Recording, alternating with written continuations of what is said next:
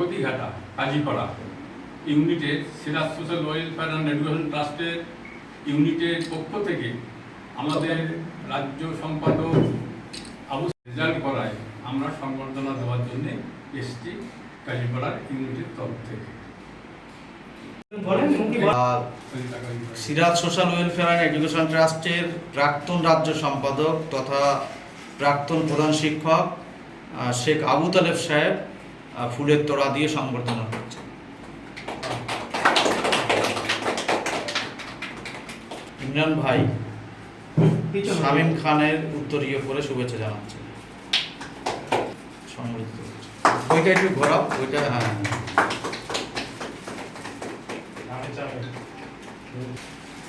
আর একটি পাঞ্জাবি,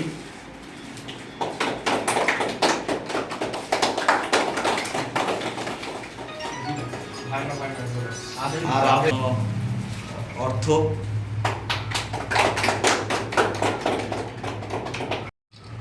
আচ্ছা, ওর মায়ের অবদান তো অনেক, যদি প্রয়োজন হয় ওর মাকে ডাকতে পারেন। ঠিক আছে, দরজার কাছে নাম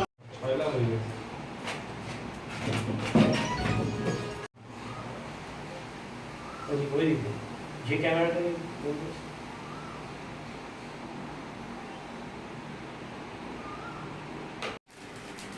খাওয়াবেন তো ওইদিকে ফিরে খাওয়াবেন।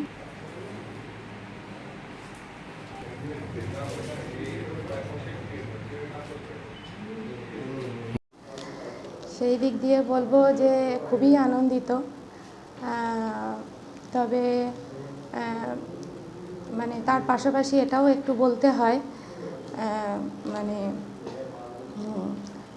মা হিসেবে যতটা ওর পাশে থাকার দরকার ছিল আমার, আমি ঠিক ততটা থাকতে পারিনি শেষ মুহূর্তে এসে। টেস্টের আগে পর্যন্ত আমি ছিলাম ওর পাশে, যেভাবে ওকে সব বিষয়ে সমস্ত দিক দিয়ে হেল্প করতাম, কিন্তু শেষ মুহূর্তে এসে আমি ওর শেষ পর্যন্ত সে পাশে থাকতে পারিনি। এটা আমার দুর্ভাগ্য। এতটা সাফল্য শেষ পর্যায়ে এসে ওটা ওর নিজের মানে একদম সম্পূর্ণ লাস্টে এসে ওরা একবারে নিজের সাফল্য, নিজের এতেই চেষ্টা চালিয়ে আজকে ও এই জায়গায় এসেছে। আগামী দিন যে পথে এগোচ্ছে উচ্চশিক্ষার দিকে, তাহলে এবার তো নিশ্চয়ই মাও ঠিক সেইভাবেই এগোবে। হ্যাঁ, সেই দিক দিয়ে বলতে গেলে মানে প্রথম থেকেই ওর পেছনে আমি ছিলাম, এখনও আছি, ভবিষ্যতেও থাকবো, কিন্তু মানে এখন চেষ্টা করব যে ওর পাশে দাঁড়ানোর, বা ও যাতে ঠিকভাবে পড়াশুনো করতে পারে, বা যেটা প্রয়োজন মা হিসেবে যতটুকু সাধ্য বা সময় দেওয়ার বা সব দিক দিয়ে যতটুকু হেল্প করার আমি করব। আপনার নাম? আমার নাম শরীফা খাতুন। প্রথম দিকে বলতে গেলে অতটা মানে মাধ্যমিকের প্রথম দিকে অতটা ভালোভাবে পড়তাম না, তারপর মাধ্যমিকের মাঝখান দিকে শুরু করি ভালোভাবে। তারপর আশা করেছিলাম যে 650-এর উপরে হবে, তো বাংলা ইংলিশে যেহেতু কমে যায় সেহেতু 650-এর নিচে হয়, মানে 650-এর উপরে আশা করেছিলাম। তো এখন মানে তোমার কি হওয়ার লক্ষ্য রয়েছে আগামীতে? এখন তো এটা তো চূড়ান্ত পর্যায়ে নয়, এর পরে এখন অনেক বাকি।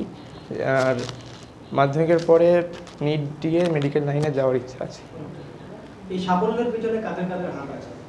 সাফল্যের পিছনে তো বাবা মার হাত রয়েছে, যে বিভিন্ন যে টিউশনের যে টিচারগুলো তাদের তো হাত রয়েছেই, আর স্কুলের শিক্ষকগুলোও আমার সাহায্য করেছে। দিনে কত ঘন্টা করে পড়াশোনা করতে? দিনে মানে অ্যাভারেজ যদি মানে 7 থেকে বা 8 থেকে 10 ঘন্টা। তোমার নাম? মোহাম্মদ শামীম খান।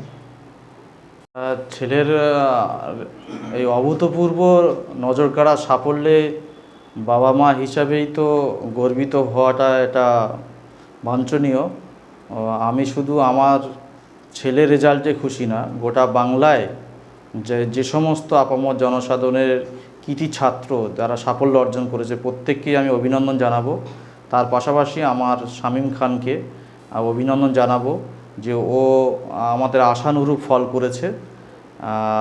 আমার যতটুকু ওর পিছনে অবদান রাখার কথা বা সময় দেওয়ার কথা আমি ততটুকু দিতে পারিনি নানান কাজের জন্য। তবে আমার থেকে ওর মায়ের অবদান এই সাফল্যের পিছনে বেশি। আমি আগামী দিনে শামীম খানের উজ্জ্বল ভবিষ্যৎ কামনা করছি এবং ও যে টার্গেট নিয়ে এগোচ্ছে ইনশাল্লাহ সে টার্গেট ফুলফিল করবে, সে দৃঢ় প্রত্যয় আমার রয়েছে। এই যে ও বলছে যে মেডিকেলে যাবে, আপনি নিজে কতটা এই ব্যাপারে প্রস্তুত? মেডিকেলে যাওয়ার জন্যে যে ধরনের পরিকল্পনা গ্রহণ করা উচিত সেটা আমার ছেলে সেই পথে এগোচ্ছে। আমি আমার সাধ্যমতো সেই পথে এগোনোর জন্যে যতটুকু সহযোগিতা, সহায়তা এবং পরিশ্রম সেগুলো আপ্রাণ চেষ্টা করব এবং সে বিষয়ে আমি প্রস্তুতি নিয়ে ফেলেছি অলরেডি। চলার পথে পরামর্শ কীভাবে কী দেবেন? চলবে একজন ছাত্র হিসাবে যে ছাত্রদের যে আচরণ হওয়া উচিত এবং পিতামাতার প্রতি যে দায়বদ্ধতা থাকা উচিত, সমাজের প্রতি যে দায়বদ্ধতা থাকা উচিত, সেটা নিশ্চিত সেই জায়গা সে অর্জন করেছে বা আগামী দিন আরও করবে। আমার কথা হচ্ছে যে রেজাল্ট কত ভালো করলে এটা বিষয় নয়, মানুষের মতো মানুষ হচ্ছে কি না এটাই দেখা দরকার। আমি চাই দেশের একটা সুনাগরিক হোক, মেডিকেল লাইনে যদি নিয়ে পড়ে তাহলে সুচিকিৎসক হোক।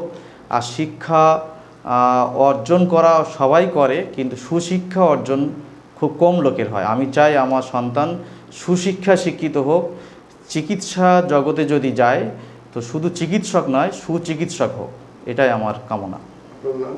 আবু সিদ্দিক খান, শামীম খানের পিতা।